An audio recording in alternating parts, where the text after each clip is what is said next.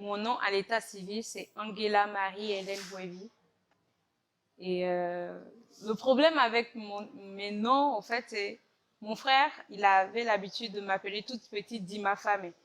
Donc, comme mon père voulait pas trop que tout le monde garde ce truc, parce que en Mina, c'est quelqu'un qui ne reste pas calme, en fait. Quelqu'un qui n'a pas le cœur apaisé. Donc, on m'a donné le nom Shalom et c'est resté dans la bouche de tout le monde. Et je l'utilise maintenant.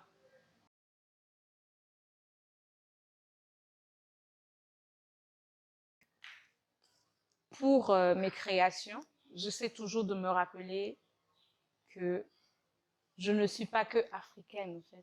Je vis sur cette terre si je ne sais pas de me comprendre, parce que la majorité des Africains, ce qu'ils font, ils se comprennent pas, en fait. Parce que si tu te comprends, tu peux pas essayer de créer quelque chose qui peut s'éteindre.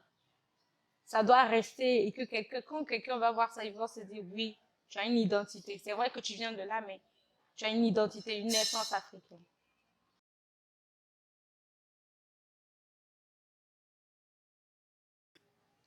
J'ai commencé mon premier défilé quand j'étais en classe de quatrième. Et j'ai commencé à dessiner à J'ai pris conscience que j'aimais le dessin à l'âge de 9 ans. J'étais avec toutes mes cousines. Elles étaient venues un soir manger à la maison. On dessinait sur un tableau. Le tableau, il est juste pas loin de là. Et je leur disais que je dessinais mieux que vous.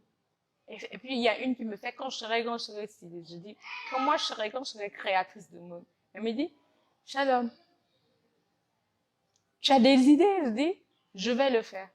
Et dès que ma maman a entendu ça, elle a dit, jamais tu sauras ça. J'ai dit, moi, je vais le faire. Et personne ne pourra m'arrêter. Quand j'ai eu mon brevet, ma mère sentait que j'avais commencé. Parce que j'ai commencé d'abord par le mannequinat, parce que j'adorais les photos. Ça, depuis, j'adorais beaucoup mes photos, j'adorais prendre des photos, j'adorais faire des grimaces, des jeux. Et j'en ai pris tellement. Et un jour, ma mère m'a surpris en pleine séance. Et quand je suis rentrée à la maison, elle m'a fait, pourquoi tu fais ça?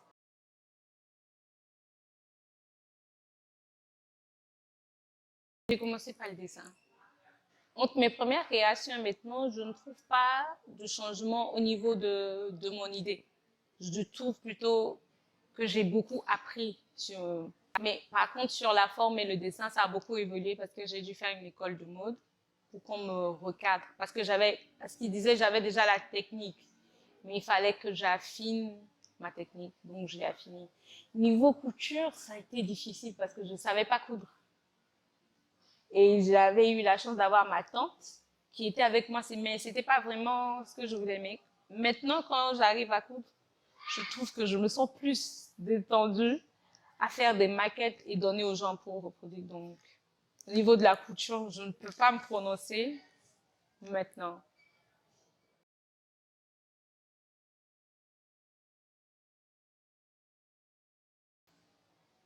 Couturier qui m'influence? Non. Par contre, non.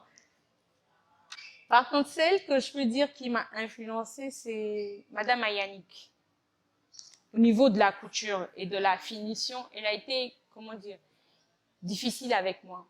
Parce qu'elle me disait, tu peux pas avoir un don et ne pas cultiver le don manuel. Donc, quand je posais que j'allais lui montrer en exercice, moi particulièrement, elle me charriait parce qu'elle me disait, tu dessines bien, tu es obligé de bien coudre.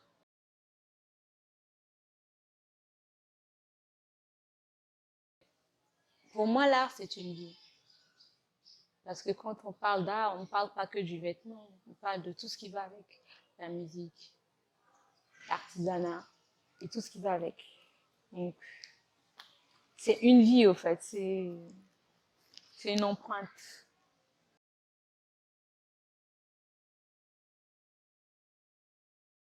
Pas vraiment. Oui. Parce que ma vision, ce n'est pas de créer une maison de couture. Ma vision, en premier, c'est de briser cette image qu'on a de l'artiste. Parce que moi, je n'en suis pas une. Et aussi, je ne travaille pas seule. Je n'aime pas évoluer toute seule. Parce que je crois que les Yves Saint Laurent et les Coco Chanel, les grandes maisons en Europe, ont évolué tout seuls. Après, ils se sont mis en styliste, mais au fil du temps, je crois, en le suivant, il faut tirer la leçon où tu peux pas, quand tu fais du vêtement, tu peux pas marcher seul. Il faut que tu marches avec les autres pour faire quelque chose. Mais ici en Afrique, je ne sais pas si ils ont compris le système de ce qu'est créer quelque chose pour quelqu'un ou créer un mouvement pour quelqu'un. Donc mon art, je n'ai pas envie de vivre avec ça parce que si on dit vivre avec ça, c'est comme si c'était l'art qui me possédait. En tant que moi, j'ai envie de posséder l'art.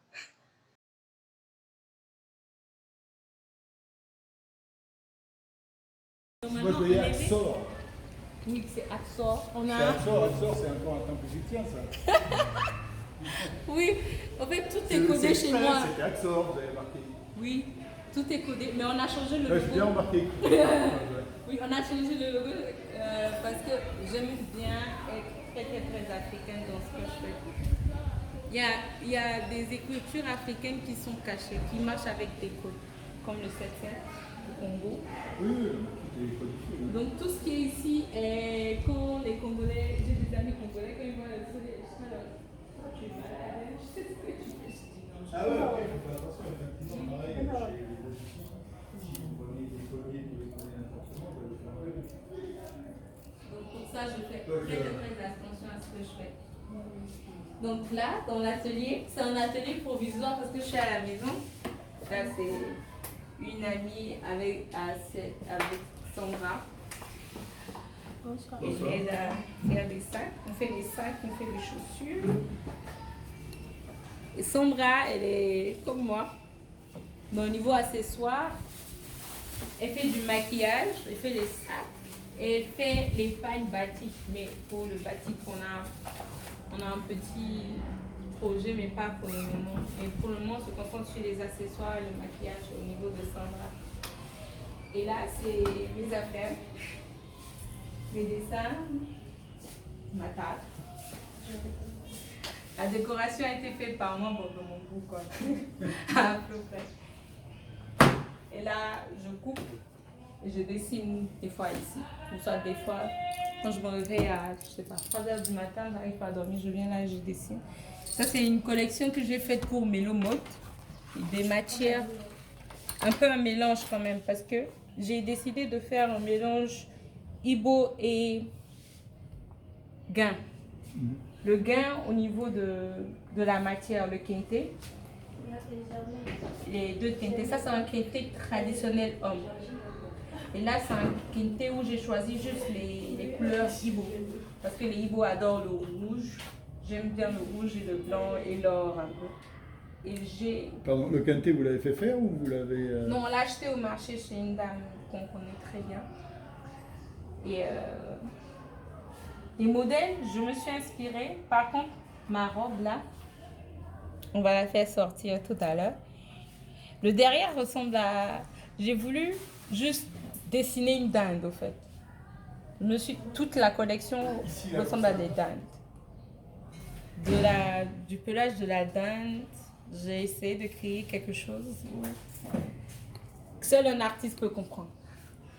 Donc, j'ai essayé de faire ce que je pouvais et je les ai fait ça. D'après une dinde. Oui, j'ai cherché des photos de dinde et de paon.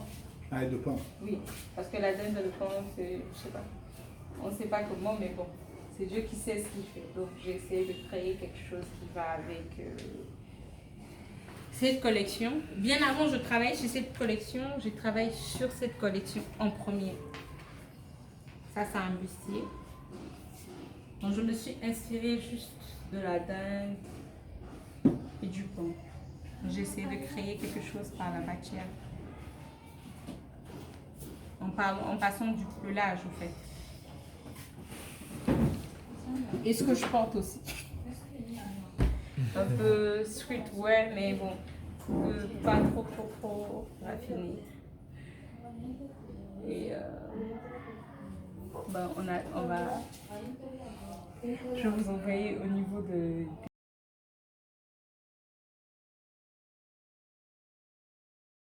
De se chercher, de se comprendre d'abord. C'est pas en suivant la tendance que tu vas te faire une image. C'est vrai qu'on a tendance à copier ce qui vient de l'Europe pour le synthétiser en nappy, puisque tout le monde veut porter local, c'est du nappy. Donc, ils ont tendance à prendre quelque chose de l'Europe, mettre du pagne et puis balancer sur la toile. C'est ce qui ne dure pas.